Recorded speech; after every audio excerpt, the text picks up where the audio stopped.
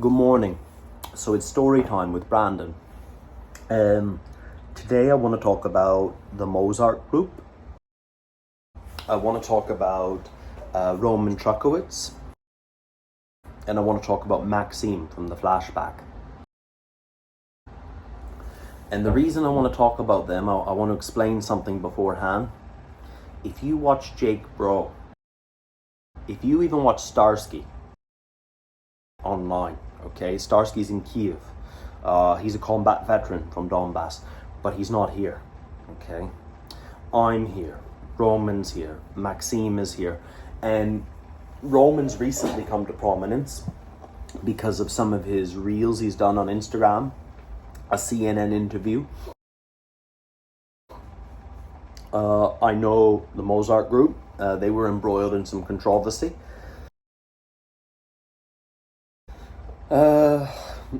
But the reason I want to explain things here, like the difference between if you watch Jake Bro, if you watch Starsky, when you see a map, what they see, what you see, in many ways, you will understand the war better than me. So you're going to understand more of a broader picture. You're going to understand if you study the maps every day. There was a gain here, a gain there, a few 100 meters, the gray zones moved. But what does that actually mean? Okay. Now, I won't name the village, but I live outside of the wine glass, the pocket of Avdiivka. Okay. I know the way into town. I know the way out of town. I know the way to everywhere, and you can look at the map yourself and you can guess, okay, the ways that everyone would take. Sometimes you're right, sometimes you'd be wrong, but you'll know more about this than me. What you won't know about is a Bemka. What's a Bemka? Let's talk a little bit about terminology for the section. I'm not with the Legion. I'm surrounded by Ukrainians all the time, so a BMP2 is a Bemka. An M113, which we really love now, is called an MK. Okay, MK, Bemka. Probably you've heard a lot on my channel or on Maxime's channel in combat. You've never heard the word orc. Okay, that's like an internet thing, a Western thing. That's a Kyiv thing, a Lviv thing. Anybody in the war, they're called a Pider. Pider, singular, Pider, plural. And that is a homophobic slur.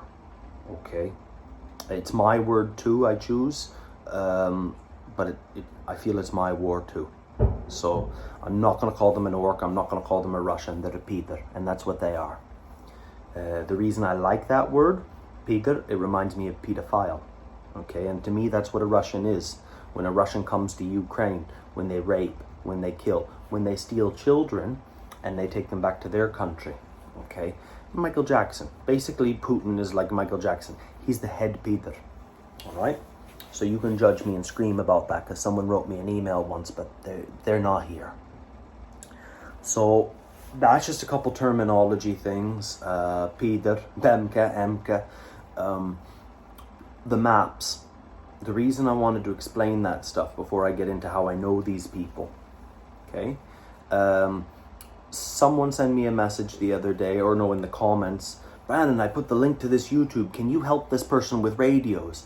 I messaged them to message you to ask for radios. I never received such a message from a person. I don't know them, and I don't help anybody I haven't met organically because I don't have enough resources to help the people I know the way I would like to. Same as I'm not going to interview someone from Kherson. Everybody who's ever been on my YouTube, I like them, respect them, and I have some working relationship with them. Isn't that cool? I think it is. You know, if I don't know you, you're not coming on. It's our life.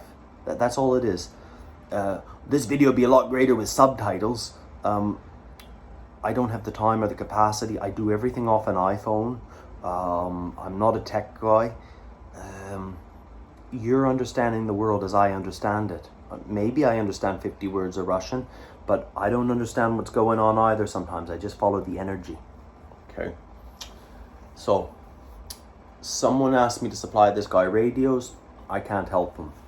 Somebody sent me a message once that Roman Trokhymets unit desperately needs food on their positions. Brandon, you can go bring them food, right? For me to do that, the risk of death is very high. Okay. Now, 3rd Assault Brigade, I know 2 medics there really well. I've met Roman once in person, okay, in the summer. I understand their situation. By no means are they getting it as hard as other brigades. I'm not making play to their situation, but compared to others Romans getting, it's not that bad, okay? The relative safety, you know, they used to say the relative safety of Lviv, the relative safety of the 3rd Assault Brigade's positions, yeah, but people are dying every day. So, I can't go to him because I wouldn't know what road to take. I know roughly where their positions are, but he wouldn't know how to get to mine either, and that would be very risky, okay? I would have to drive him in. So they can deliver their own damn food. Someone would write a message to me today. They've written 5 emails like this long. I haven't read them because it doesn't serve me, it serves them. And I know they're very well meaning, but it's just that they're probably lonely and want someone to talk to, and I'm not capable. But they said, I will send you a PayPal. I'll send you a PayPal, and then you can go give the money to Maxime, who also has a YouTube channel and a PayPal. Now, for me to give the money to Maxime, you would PayPal me so I can PayPal him, or you would PayPal me so I can put it into my Ukrainian Privat bank account. Now, if I put that money into my Privat bank account, I'm a foreigner, there's capital limits, I'm only allowed 200,000 hryvnia a month to go in there. So now I got to factor Maxime's money into my own budgeting. Or would you have me take it out in cash and physically deliver it to Maxime? So this is how our relationship works. If I message Maxime, I might not hear from him for 24 to 36 hours, or I might hear from him in 5 minutes. I would have to arrange to meet him somewhere between Kostiantynivka and Kramatorsk, and that would be about a 90-minute drive for me right now. So we could do that, and I could take a picture with you and me. I could put it in my YouTube community stories. You know, maybe that would be nice, and I would drive 90 minutes. But you could also just PayPal him, and he could buy whatever the hell he wants. Now, story time. How do I know Maxime? My friend Dimitry is a volunteer with the National Guard of Ukraine. Mostly with the medics. That's how I got to know him, from a med point. In October, I met Vova and Maxime, and I thought they were medics. Obviously not. They're National Guard press officers. Now, what Maxime does, which is kind of cool, you might not realize, if there's high-end journalists, they can force their way through the presidential office to risk soldiers' lives. CNN's the worst for it. BBC's more respectful. And the soldiers don't want to do it because it's very stupid. But through the presidential office, they force their way to the front, okay, and put soldiers' life at risk. Maxime's a press officer who's sometimes forced to do that, like in Severodonetsk, a couple guys got wounded because of CNN. Maxime near lost his life. He'll never talk about that, but I will, okay? He's the one that when they have super sensitive footage, they have to hand it over to him, and he will edit through, can't show this, to reveal locations. Okay, so that's one thing he does. He runs his own channel. The Army, the National Guard's very happy with that because that funds things like drones. So he's also probably given a little bit more freedom because he can raise more money for drones. So you should always support the flashback.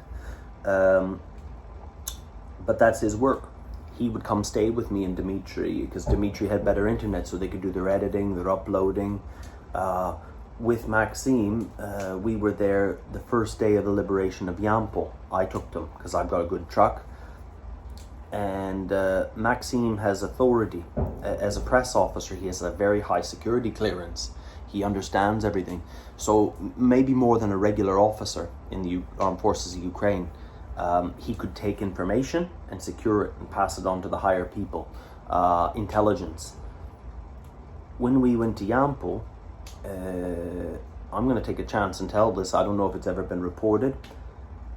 in the newly established med point, we were given a list, okay, and that was given to him. Over 300 names of Ukrainian civilians who were executed during the Russian occupation. 300 out of a town of about 2,000, 2,500. That list was written down of everybody who was executed, and the mass grave was uncovered a couple of days later. What we had not uncovered in our time there, one of the civilians came to tell us, because there were still pro-Russians in the town, she would like to be evacuated, and she wanted to report the location. That's Rebecca. Ooh, very nice. Okay. Of a mass grave of Ukrainian POWs. Okay. So those POWs, those soldiers, they were executed and left in a hole. Same as 300 civilians. Max has the authority to take that list and to pass it on to SBU, Security Services. So, yeah, the burden of information. But that was a long time ago now. And I take a risk, but that's the truth. That's our relationship. And we also shot down a Ukrainian drone together. Okay. Roman. No, I'm gonna save Roman for the last one. Go out on a high note. I won't tell you how I know Mozart Group. Mozart Group have been under a lot of controversy, the public eye. Their organization imploded in January. First of all, I want to say I have the highest respect in the world for Dathan and Steve. Steve was a Marine. I don't know what Dathan did. I worked with those guys. I think they're fantastic. I have nothing but good to say about them. Through Dathan, through Steve, Mozart Group trained, bigger organization, trained soldiers, marksmanship, I think javelin, tactics. And then when that work was kind of running out, they started doing civilian evacuation work for the press. I think that's the reason. Now the guys I knew did it because they want to help, but the organization as a whole is like, oh, we need to stay in the public eye. Civilian evacs, that's hot. But through Steve and Dathan, I handed them the village of Kordumivka, which was given to me by Philip, because it's easy for an English speaker, because we had a contact, and it could all be done through Google Translate on texts. And you would meet Anya at the train tunnel every day. She would let you know through text how many people were coming out, if they had health problems, and could you bring petrol? Could you bring cigarettes? Could you bring some bread? Of course we can, Anya. When I went to hospital, I handed that village over to Dathan. And over the next couple months, these ex-Marine commandos bringing in food packages like this, they evacuated with the help of Anya, the whole village. This is the only village I know of in Ukraine or town that has a 100% evacuation rate. When Russia took that, unlike between November 29th, December 1st, there was 0 civilians left. So, good story in Mozart. Why did their organization implode? Probably had to do with egos and the leadership. Egos, motives. So, I knew those guys. One day did I meet Andy Milburn and some guy named Martin, who I didn't particularly like. I thought Andy was cool. All the Mozart Group, or the remnants of them, they wanted to come to Lemonsky region. There was me, Ignatius, Philip, Mozart Group. They had a support vehicle to leave in the rear. They had fancy things like Starlinks. And we were to park up in Zarichny with a support vehicle and cross the bridge to Torske, to go on to Yampolivka. You can look at these all on a map from Lyman or Limon, all east of there. No, I knew the army command. Philip knew the army command, because through Philip I learned Donbas taxi. Travel around 1 to 5 Ks in the rear, 1 to 2 Ks, giving soldiers a ride to wherever in Donbas taxi. And then I'd say fake taxi, and they'd all laugh. So we knew the area quite well. Doing evacuations. Andy Milburn went into the town with Steve. There was 8 of them in 2 vehicles, which I thought was quite silly. They all got arrested. They got arrested by the army. We discovered them. What happened, Philip and I knew quite an important command post was, and soldiers are like, what are you doing outside the command post? They took their passports, they arrested them, they took the keys to their vehicles, 8 of them. Might have been 6, but 2 vehicles. and Steve and the translator girl, I forget her name, she was quite nice, they were inside the house with this major and the soldiers. And Philip and I go in. Philip starts talking to them, They know me, they like me, you know what I mean? Despite the language difference, I look like them, I smell like them, I got a gun, you know, and it's like, Razom motherfucker, Canada, Ukraine, Razom do Peramoy, you know? I can entertain any Ukrainian for about 5 minutes, but they're not letting Mozart Group go. They're under arrest. Why are they under arrest? Why are they at the command post? They don't want to let them go, because what if they leave soon? What if they're spies? What if the whole position gets artilleried, you know, 5 minutes later? It's not that silly. So Steve, great guy as he is, he's like, you know, what are you doing treating us like this? My country gives you so much, which is completely lost upon them, because they might have lost 2 guys in the morning, but they're having a laugh and coffee in the afternoon. It's not about what America, Canada, Britain gives to them. It's what can you do for them right now? Or how can they help you right now? You know? So I was really surprised that Steve was lost upon that. They weren't letting them go. They radioed up to their command. Who are these people? It went to a higher chain. They couldn't even let Mozart Group go if they wanted to.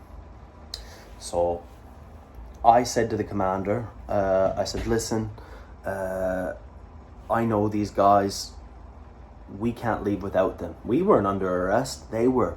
I said, if this is going to be an hour, 2, 3, let me know. But I'm not leaving without them. I'm going to have a sleep. You know, and they like that attitude, you know. The Ukrainians really do. They weren't going to let them go. But I had an idea, you know, because I always have a bit of banter with the Ukrainians back and forth. I've got a tattoo. I've got a tattoo that says "Made in Canada." All right, and I said, you know, like, to the Ukrainians, I'm not a spy. You know me, I'm hospitalieri. I showed them my battalion documentation. They knew all about that. He says, no, you're not a spy. Philip's not a spy.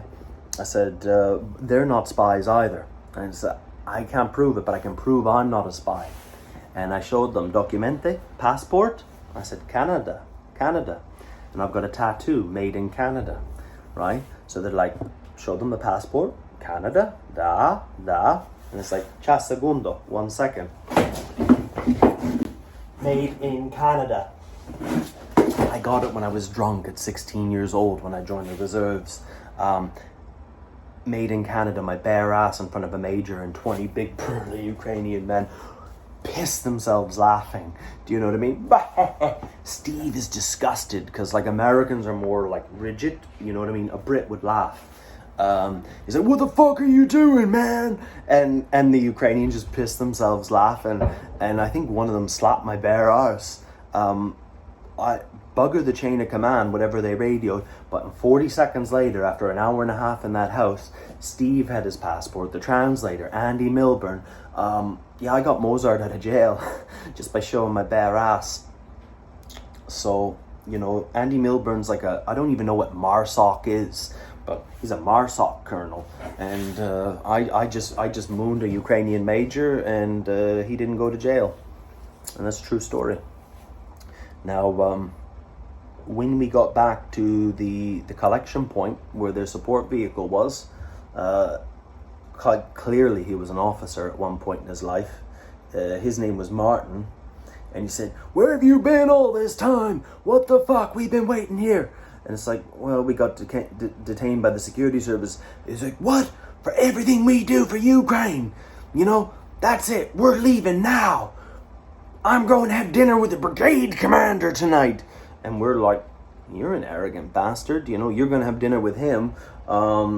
I eat cold pilmeni or vareniki at night, if I'm lucky." Now, was he going to have dinner with the brigade commander? Maybe. Did he need to say that? No. Did it have anything to do with a big artillery shell landing about 500 meters away from him? I think so.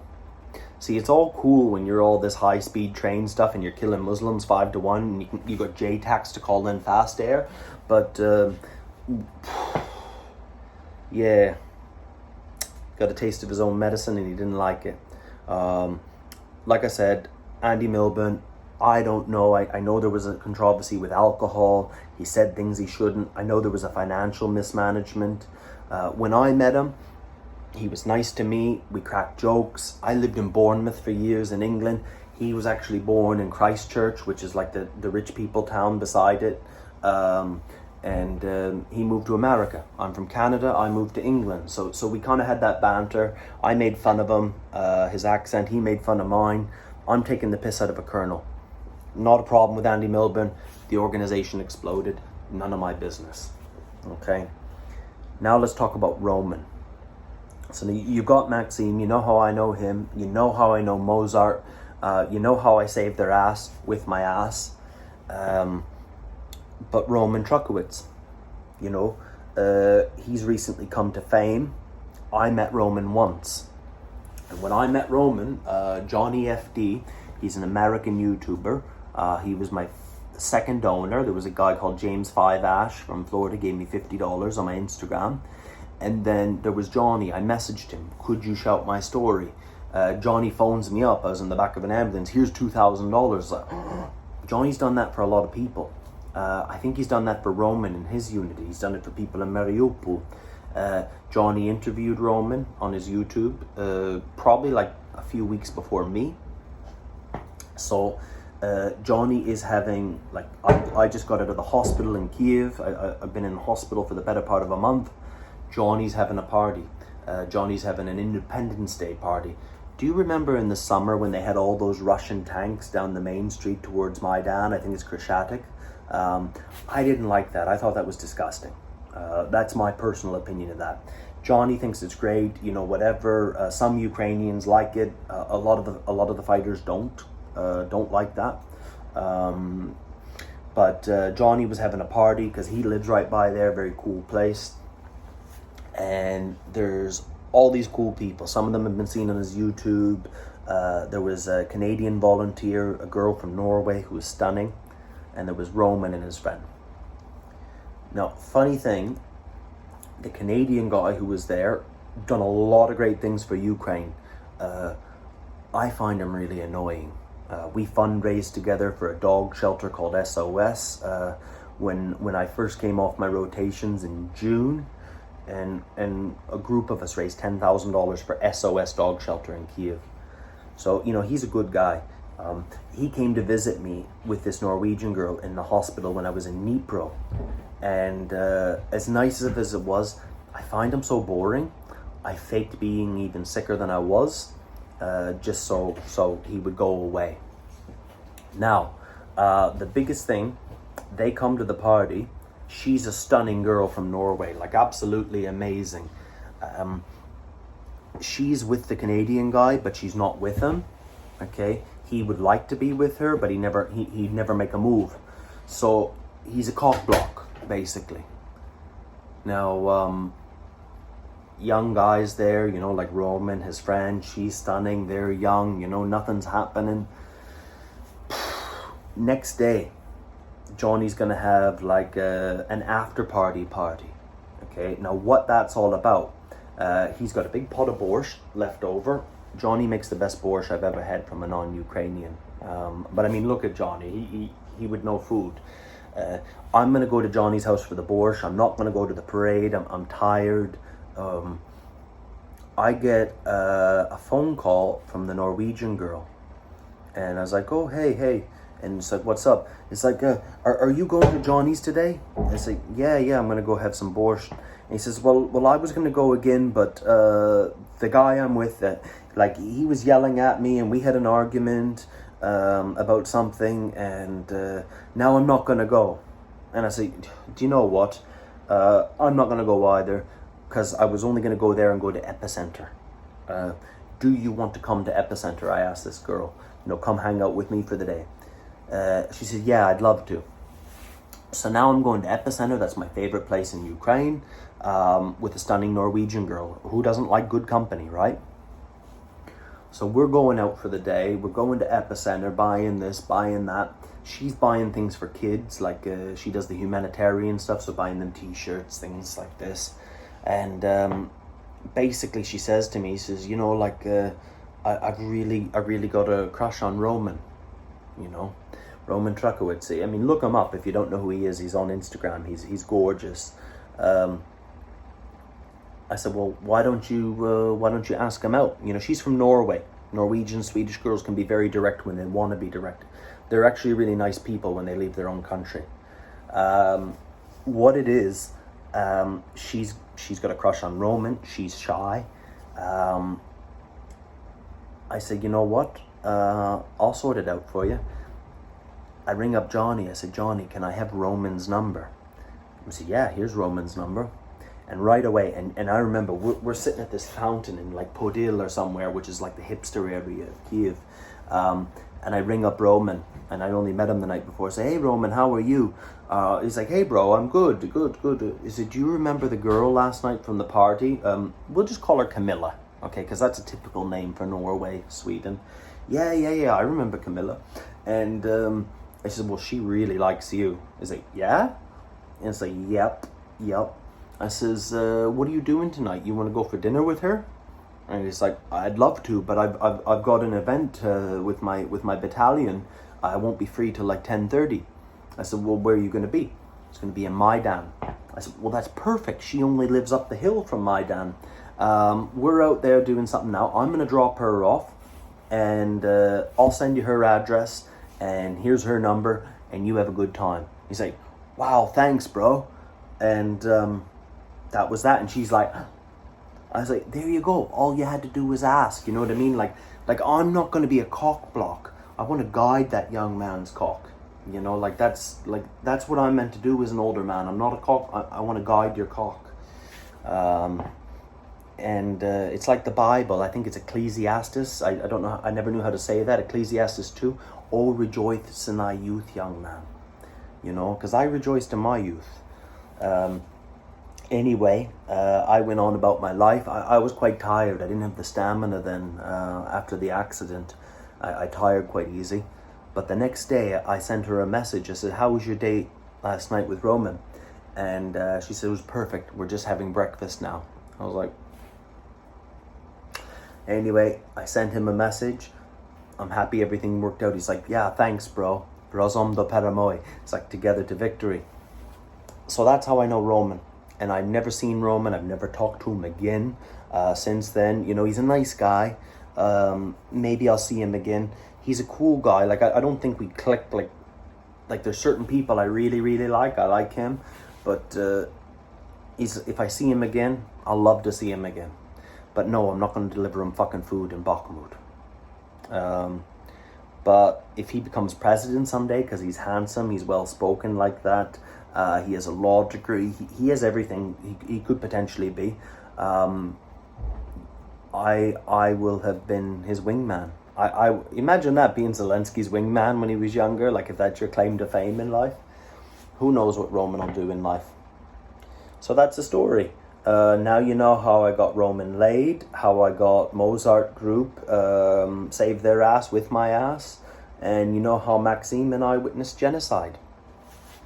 But I just wanted to explain how we know each other. We can help each other when we can, but we can't take special requests for content.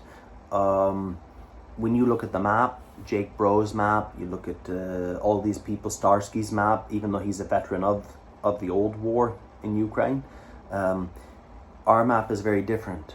I know about 3 BMPs, we call them BEMKAs. M113s, we call them MKAs, giving you the local thing.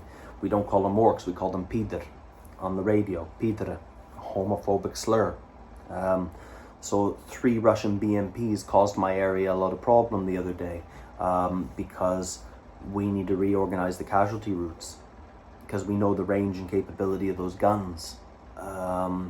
If a T-72 with a French optic can shoot at 4 kilometer range, but at 3 kilometers can shoot through a window, you'd want to know if there's one operating in your area. Just one tank. Do you know what I mean? Just one tank. But that's the difference. For me to get to Konstantinivka, you look at the road, the H20 that goes straight to Donetsk city from Konstantinivka. Not quite, but around. if I go out to that road, I head east to that. If I head south, I die. Until about a week ago, I could turn left, I'd be all right, and head north. But if I go out on that road now, I good chance I would die. So that was the fun and fast way. But I like to take the slow and safe way nowadays. So I'm not going to send a PayPal to Maxine because he has his own. I'm not going to bring food to Roman because I know where their positions are roughly, but I haven't been in that area in over 2 months. And the same as them coming to where we are. That would be very, very dangerous and reckless. But I just wanted to explain it from my perspective and maybe try to understand yours.